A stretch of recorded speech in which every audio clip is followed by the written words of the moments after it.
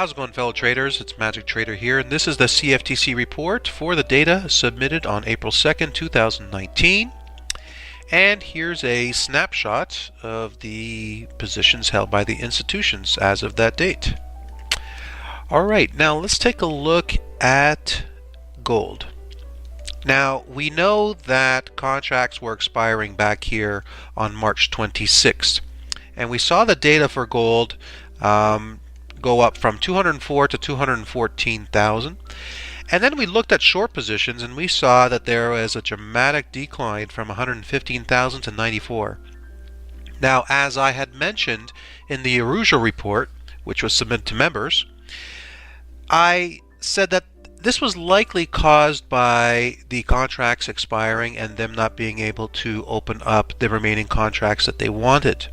And so we can see that that's exactly what has taken place, because now if you take a look, we can see that the positions went up from 94,000 all the way up to 99,000. All right, and we got the big drop in price from that increase in shorts, but the bigger drop in price has come from the closure of long positions from 214,000 to 193,000. Now that is very significant. Okay, remember, back here, positions were here, and we saw them close it off, causing price to drop. Price comes back up, and look what they do. They close off even more of their longs. So this is exactly in line with what we've been expecting, and it's very much in tune with our overall analysis. So we're seeing closures of longs, we're seeing them adding shorts. Very good signs that they are getting ready for the move to the downside. All right, now we go take a look at oil. What do we see? We've been expecting this move, and it's taking place exactly as our expectations laid out. And we can see during this consolidation phase, what were the institutions doing? They increased their long positions.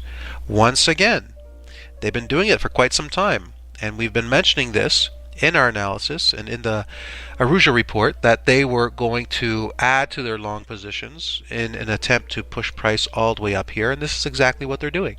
And so now we see them increasing from 560 to 590,000, and they closed off some of their short positions, which has caused long exposure to increase from 83% to 84%, and net positions to increase from 448,000 to 481,000.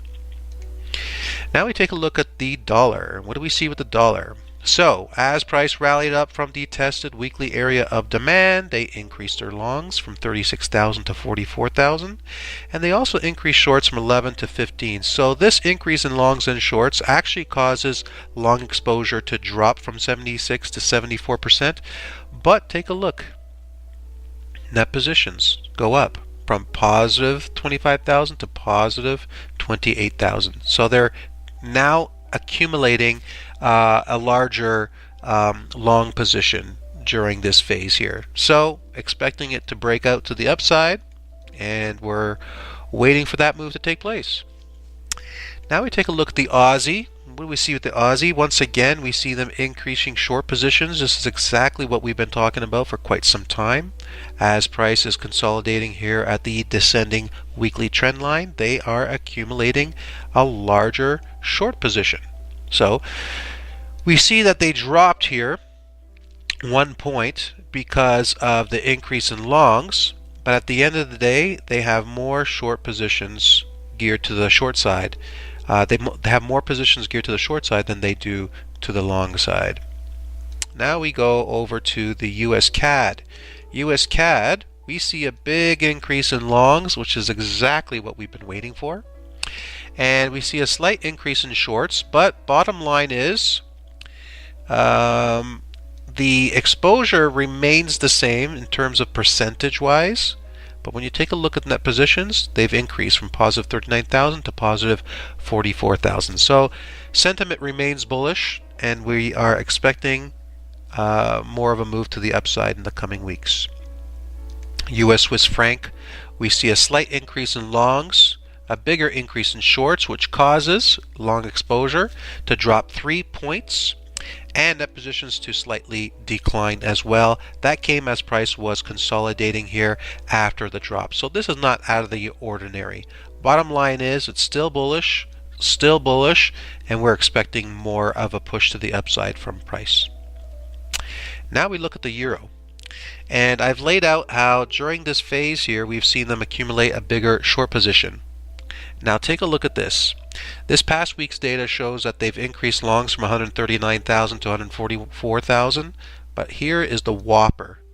Look at that, from 219 to 244 on the short side. Okay, what does that do? That makes short exposure increase from 61 to 63%, and net positions, look at this. This is massive. Negative 80,000 net positions to negative 99,000. So completely in line with what we've been expecting from this pair. Pound US dollar, this one still remains somewhat of a mystery. They use contract expiration to reduce their short positions quite dramatically. We see that they've slightly increased it up to 49,000. They also increased their shorts. Take a look at the sentiment, neutral. That's the way I feel about this. I don't have any bias whatsoever. Now we go over to the US dollar Japanese yen. Would we see an increase in longs from 80 to 83,000? Slight increase in shorts from 18 to 20. And that causes long exposure to drop 1 point. Still remains very bullish and very bullish. So expecting more of an upside in the weeks to come. And the Kiwi dollar, we were expecting a move to the downside, which is what we received, and a slight decline in shorts, slight decline in longs, basically just reducing overall exposure from 45,000 to 42,000. Neutral, if you look at the sentiment, and slightly bearish, but nothing strong yet. We are expecting more downside to come, but the data isn't really showing any evidence of that as of yet. All right, ladies and gents, that's your April 2nd data analysis. Hope it was nice and you got something from it. And if not, send me a message and I'll be happy to help you out. Thanks and have a good one.